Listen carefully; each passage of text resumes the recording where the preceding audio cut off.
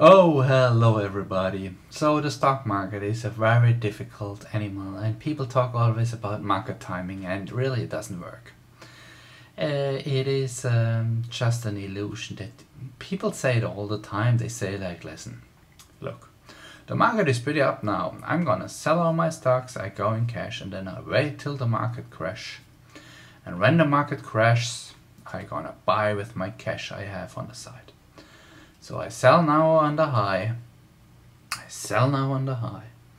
I buy on the low, and it's easy to say, but it's pretty much not possible. All these famous people tell you shouldn't even try to time the market. There's a saying, it says, timing the market is not the important thing. The most important thing is the time in the market. So the horizon, the time horizon overall, the decades to add, the many years. Who, for example, tells you not to trade and not to try to time the market is Warren Buffett. He holds on to his stocks. He says it's a bad idea to dance in and out of the market. It's just a bad idea, and it doesn't pay off. So he holds onto his investments for many decades. Think about Wells Fargo, many decades.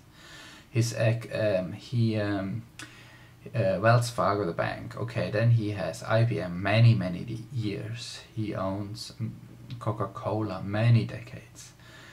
I mean, where you look in his portfolio, all these family businesses like See's Candy, he owns, I don't know how long. Or look at Berkshire Hathaway itself, the textile company. He bought it more than 50 years ago. It was one of his biggest investments at that time. He still owns the stock, he still owns the company.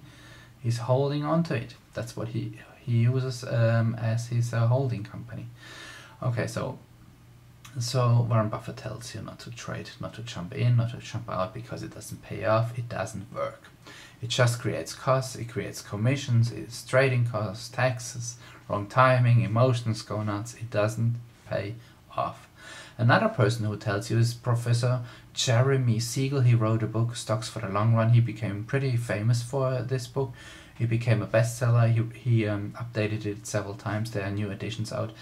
And he says, what he recommends, he says, buy in a crash, buy in a recession, in a bad market situation, and then hold on to your stocks for 20, 30 years or 25 years. He's also a buy and hold investor like Warren Buffett, but Jeremy Siegel, he recommends you can wait for the crash or the correction and then you go in. But he admits it's very difficult to hold on to stocks for the long run. He admits that. Okay, and then who else is out there? You have Eugene Farmer. He did win the Nobel Prize together with Robert Shiller. He's a professor. He's almost 80 years old, I think. Or 78 years old. Mr. Farmer, Professor Farmer, he recommends to buy the index fund and hold on to it for 35 years. 35. And there are many studies out.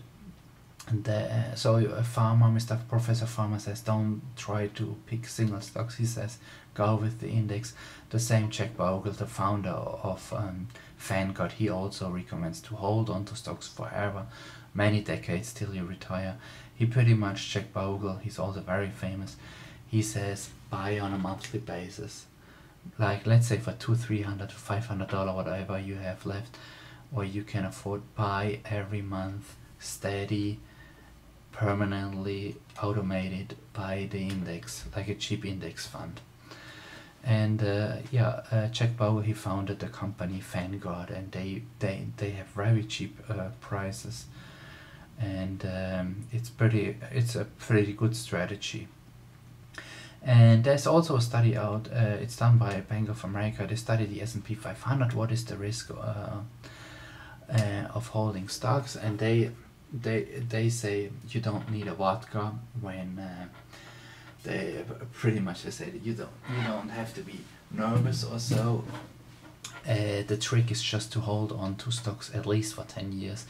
The Bank of America study figured out that the longer holding period you have, the longer it gets, the less risky stocks are, because it makes sense of the compounding, of the improving of productivity in the society, in the country, the growth of wealth, the companies get more worth.